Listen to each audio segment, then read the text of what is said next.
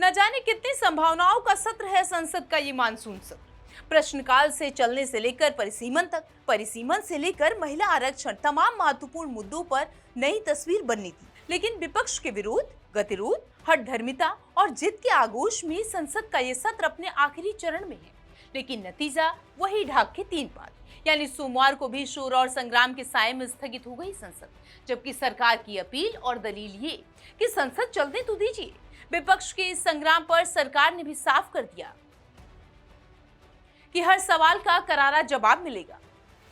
छात्र आंदोलन को लेकर के सरकार चर्चा के लिए तैयार है, तो आप बिल्कुल चर्चा के दौरान हंगामा नहीं करेंगे और गृह मंत्री जी का, सरकार का जवाब पूर्ण रूप से, पूरी तरह से सुनेंगे शांति से।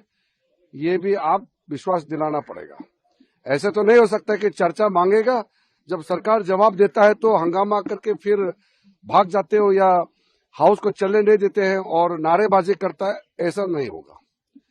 चर्चा करना है तो सही तरीके से चर्चा करना पड़ेगा। सरकार किसी चर्चा से, किसी भी मुद्दे से पीछे हटता नहीं है और आगे भी हम नहीं हटेंगे। अब घर में बैठ के हुकूमत चलाते हो और हम यहाँ पर बहुत से हमारे एमपीज, एमएलए सारे लोग एक होकर एक आवाज में डिमांड कर रहे हैं कि इस समस्या को सॉल्व करने के लिए, लेकिन वो यहाँ रूम में बैठ के सुनते हैं और रूम में बैठ के इंस्ट्रक्शन भेजते हैं और अपने लोगों को ये कहते हैं कि अगर हम उठे तो तुम सब लोग, बीजेपी के सारे लोग उठ के उनको तुम प्रोटेस्ट करो, तो ये बोलने नहीं देते।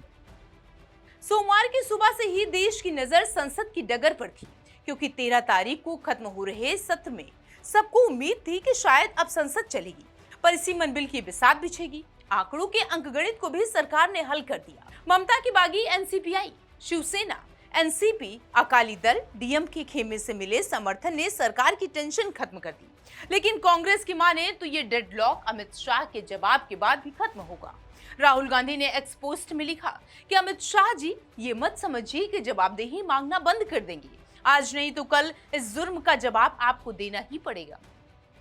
जब तक गृह मंत्री जी पार्लियामेंट में स्टेटमेंट नहीं देंगे तब तक डेडलॉक कंटिन्यू ही रहेगा मेरे ख्याल से। संसद के इस पूरे सत्र में विपक्ष ने तो जैसे पूरी प्लानिंग ही कर रखी थी। शुरुआत में जंतर मंतर, नीट और अयोध्या का मुद्दा, फिर परिसीमन और अब एफसीआरए का सवाल। विपक्ष कोई न कोई बहाना बनाकर विरोध का बिगुल बजा रहा था। सपाई खेमे में भी अखिलेश यादव और डिंपल यादव मोर्चे पर जुटे। कॉन्स्टिट्यूएंसी की बाउंड्री बदलना चाहते हैं, कॉन्स्टिट्यूएंसी की सीमाएं बदलना चाहते हैं, परसीमन।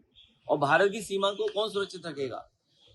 2014 से लेकर के अभी तक आप लोगों के लिए भी ये सवाल है। और भारतीय जनता पार्टी जवाब ही नहीं देना चाहते। क्या कॉन्स्टिट्यूएंसी का क्षेत्रफल बदलेंगे, परसीमन लाएंगे, लेकिन भारत की सीमा कितनी है, क्षेत्रफल क्या है भारत का?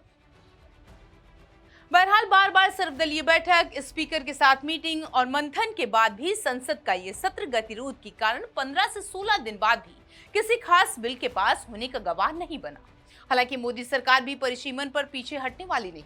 2029 के चुनाव के बिसात पर जो दंगल सजेगा उसमें परिसीमन बड़ा दांव होगा। ऐसे में सवाल यही है, क्या इसी तनाव में है विपक्ष? सवाल ये भी कि क्या आएगा या नहीं आएगा परिसीमन बिल।